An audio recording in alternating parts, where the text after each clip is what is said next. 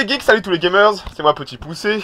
Bienvenue sur le premier Flash News de la saison pour expliquer un peu ce qui s'est passé. Alors on sera en deux parties séparées parce que mes deux invités ne sont pas disponibles au même moment. Donc on aura d'abord Masmas qui est là avec moi. Salut. Qui va nous expliquer un peu qu'est-ce qui s'est passé avec la France, comment il s'est retrouvé à lâcher ses deux couilles au sud et a pris une coalition de l'Autriche. Et après on aura Chouan qui sera là en deuxième partie qui nous expliquera un peu son coptement, quel est l'intérêt de faire passer l'optoman en copte et quelle est la manip pour le faire parce que c'est quand même assez intéressant la manip et c'est assez osé de faire ça en multi. Donc d'abord Masmas, raconte-nous tout. Bon alors en fait c'est simple, il y a Darfish qui était venu me voir pour recréer une alliance un peu comme Owen des Carlisle avec une alliance franco-anglaise. Donc j'ai étudié l'affaire mais ça me satisfaisait pas trop parce que l'anglais peut me backstab à tout moment et j'ai aucun moyen pour me venger ensuite. Traverser la Manche au bout d'un moment pour le français ça devient impossible. Donc je suis allé voir le danois et l'espagnol en leur proposant écoutez les gars, on se partage les colonies, je fais beaucoup de concessions, je vous file ce que vous voulez, mais en échange vous m'aidez à tuer l'anglais. Comme ça le danois il a tout son commerce de la mer du Nord, il peut coloniser un petit peu, et le Castillan n'a pas de rival du tout en Amérique. Oui donc on fait notre plan avec le Castillan et le danois, on se met d'accord, on a nos accords. On va faire la guerre, donc pas de poil. J'avais des accords déjà avec l'anglais au début pour qu'on se débarrasse mutuellement du bourguignon. On fait tout ça, on va se faire notre petite guerre. Bon, Darfish fait un peu de la merde, je sais pas s'il le fait volontairement, mais il laisse les armées bourguignonnes qui devaient wipe s'échapper vers moi. J'étais pas très content. Au début, on avait fait une fausse guerre en faisant croire qu'on n'était pas copains pour que je récupère mes corps, donc ça, je récupère. Ce qui fait que j'ai une trêve avec l'anglais. Alors bon, j'ai peur du backstab d'un autre joueur, parce que clairement, si le français tue l'anglais avec l'aide du castillan et du danois, ça fait déjà une belle alliance, ça fait un joueur de moins, ça fait un joueur qui peut faire chier énormément le français, donc j'avais peur que l'autrichien me tombe dessus. Or, à un moment pendant la trêve, vers la fin de ma trêve avec l'anglais, l'autrichien entre en guerre. Je me dis, mais ça, c'est le moment parfait pour attaquer, j'étais surexcité, je me dis, on y va, on y va, on y va, et j'ai pas fait gaffe. Je suis préparé pour les -5 de stabilité et j'ai pas fait gaffe à l'aggressive expansion, sachant que j'en avais déjà pas mal. Ouais, quand tu casses une trêve, tu prends donc les -5 de stab, mais aussi les 50% en plus d'expansion agressive. Sachant que tu avais déjà vassalisé la Navarre et récupéré tes corps sur l'anglais et peut-être manger une ou deux provinces ailleurs. Ouais. Globalement, tout le Serge, c'est ce qui se passe quand le français mange trop de terre. Tout le Serge est rentré en coalition. Je crois que c'est la Savoie qui a créé la coalition.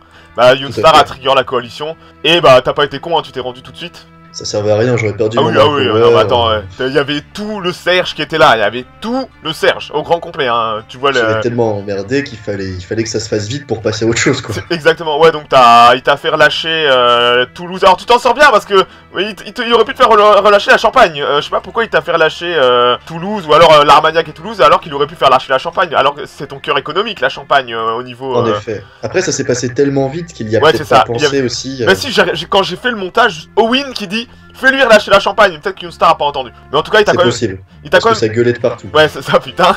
Il y avait de l'excitation.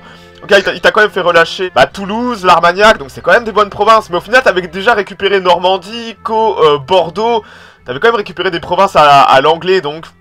C'est un sacré setback, surtout que vous pensiez vous débarrasser de l'anglais. Et je pense que ça serait passé. Danemark, France, Castille, vos flottes ensemble, vous débarquez et puis boum quoi. Surtout qu'on avait tout préparé, donc le gameplay d'Early c'était kill l'anglais, donc tout le monde était prêt à 100%. Ouais, donc c'était vraiment une belle manœuvre, mais t'as juste été un peu trop.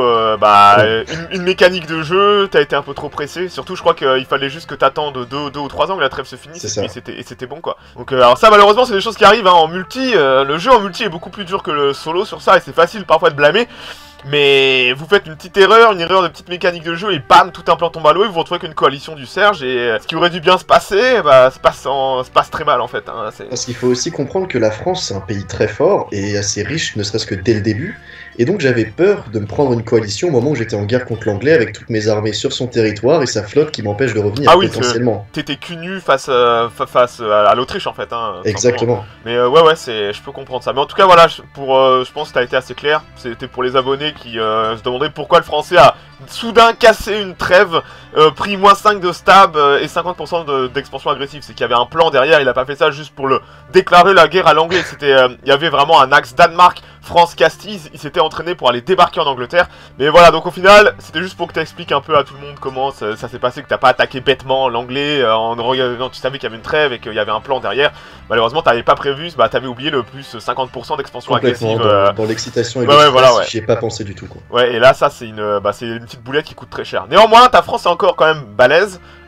C'est vrai que là t'es vachement isolé diplomatiquement depuis que t'as fait ça, sachant que la Castille et le Danois bah ont foutu le camp hein, quand ils ont vu la situation, ils ont pas été... Je passe pour un noob, j'ai plus mes alliés, je suis tout seul là. Ah là t'es dans une position de merde et on voit à la fin de la vidéo que déjà l'anglais se rapproche de la Castille en cassant son alliance avec le Portugal pour peut-être un éventuel gangbang plus tard pour venir te prendre des provinces. Ta position est très délicate à ce moment-là de la game et ouais, très compliqué. Ok, t'as des choses à rajouter? C'est bon. Et nous voilà pour la deuxième partie, j'ai Chouan Bourguignon qui est là et qui va nous parler un petit peu de son coptement, parce que c'est vrai que c'est quand même pas courant de voir ça, donc vas-y Chouan, raconte-nous comment t'en es arrivé à faire ça. Alors je vais répondre à plusieurs questions parce que des gens ont posé ça en commentaire, comment j'y suis parvenu et qu'est-ce que ça apporte. Comment j'y suis parvenu? Alors il y avait deux méthodes. L'ancienne méthode, c'est prendre une province copte. La plus proche, c'est Erzincan, si je dis pas de bêtises, qui appartient à Colium. Tu lui forces la main ou tu lui déclares guerre pour prendre la province, parce qu'elle est copte au départ. Donc première méthode, mettre un missionnaire, mettre sa maintenance à 0 et attendre que ça pop. C'est très long.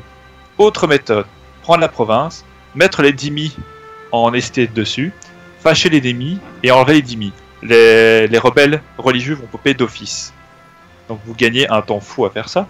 Et vous pouvez réappliquer la méthode autant de fois que vous le voulez. Et l'intérêt, faut pas trop manger pendant que les rebelles se répandent, parce que il faut que au moins une majorité de votre pays soit convertie à la religion copte pour que quand les rebelles gagnent, votre religion officielle devienne copte. Sinon, vous allez juste manger moins 50 de prestige et plus 20 d'autonomie, je crois, dans toutes les provinces occupées. Ok, donc au niveau des bonus maintenant, quel est l'intérêt de faire? Alors déjà, effectivement, c'est une religion chrétienne. Donc je peux faire des mariages royaux et peut-être un jour espérer une PU. Bon, j'y crois pas trop, mais voilà. Ah bon, tu m'as pas dit que tu comptais PU au Wind? Donc là, j'invite à aller voir sur la page Wikipédia pour la vérifier. La religion copte a été réformée il y a quelques patchs. Donc vous avez un petit onglet comme les catholiques avec les sites saints des coptes. Alexandrie, Aksum, Antioche, Khazribrim et Erivan, donc Erevan. Alors au départ, il y en a déjà deux qui sont contrôlés par des coptes. Hein. Il y en a deux en Éthiopie. Il y en a un en Éthiopie, il y en a un à Makouria. Ce sont deux pays coptes, deux régions coptes, donc vous avez déjà deux bonus de base. Vous avez Erevan qui est juste à côté, vous avez Antioche qui est juste à côté pour prendre. Donc vous avez normalement 4 lieux saints assurés quasiment dès le début. Et plus vous les débloquez, faut que vous possédiez la province et qu'elle soit convertie à la religion copte, vous pouvez débloquer des bonus. On avait 5. Un peu comme justement les bonus que vous pouvez débloquer quand vous êtes un pré-colombien. Vous avez la puissance missionnaire, plus 1.5. Le meilleur bonus, le corps création qui est moins 10%. C'est fat ça, c'est fat ça sur le monde entier. Pour l'Ottoman, fou. Ouais. Encourager les guerriers de la foi, plus 10% de recovery. Ouais, de la manpower. Récupérer la manpower, plus 10%. Avec Gazi, vous avez donc un bonus de plus 30% pour récupérer la manpower. Ah, c'est fat, hein. C'est à la moitié comme si vous avez quantité, quoi, si vous voulez. Ouais, quantité, la première liste, c'est 50%. C'est énorme. La volonté des martyrs, discipline plus 2.5. Je crois que dans notre game, on est avant 1500 et je suis proche des 120% de discipline parce que j'ai eu. Ah ouais, c'est ça. Le mec plus 5% de discipline, c'est vraiment absurde. Plus les idées ottomanes. Et donc le dernier, c'est le moins intéressant, c'est légitimer le gouvernement, c'est plus 0,50 de légitimité par an. Et moi j'ai pris religieux en première idée, parce que la première idée de religieux, c'est Deus Vult. Et donc j'ai un casus belli permanent contre tous les amis de la foi, quoi. Les hérétiques et... ah oui, voilà. Ah mais ouais, t'es cop, ce qui fait que ouais, tu peux attaquer tout le monde, quoi. C'est super fat, quoi. Les seuls pays coptes, c'est l'Éthiopie. J'ai un casus belli sur le monde entier. Et ah ouais, en fait, le truc, c'est que ça donne 75% d'aggressive expansion pour toutes les provinces. Donc t'en manges moins, tu permets d'en manger plus et d'avoir un risque plus petit de coalition. De coalition. Bien que... En mangeant le Malouk, déjà les autres musulmans m'ont vraiment pas du tout apprécié. C'est pour ça que j'utilise tous mes diplomates pour essayer d'améliorer les relations. Bon, avec tous ces bonus, tu vas attiser la convoitise de certains de tes voisins qui vont avoir peur de toi. Des rumeurs de gangbang circulent déjà dans les tréfonds de certaines convés Skype dont je n'aimerais pas le nom, des tripots. Merci Chouan pour les explications. T'as oublié des trucs ou tu veux rajouter? Non, bah là j'ai dit les deux points, c'est les deux grandes questions qui revenaient souvent en commentaire, comment et pourquoi. Ok. Bon bah merci à toi Chouan, on verra comment ton coptement et puis tu seras sûrement réinvité dans un flash news quand t'auras pris un gangbang, tu nous diras comment tu l'as senti passer. Bon, Masmas fera des mèmes dessus. Hein. C'est ça, Chouan avec un gros turban, tu sais quand tu passes copte et tu te rends compte que tous tes voisins sont musulmans. Merci à toi Chouan, merci aussi à Masmas qui m'a donné un peu de son temps dans sa pause goûter au collège. Et merci Chouan, et puis bah merci aux abonnés. Si vous avez des questions dans les commentaires, n'hésitez pas à les poser. Ciao ciao, passez une bonne soirée.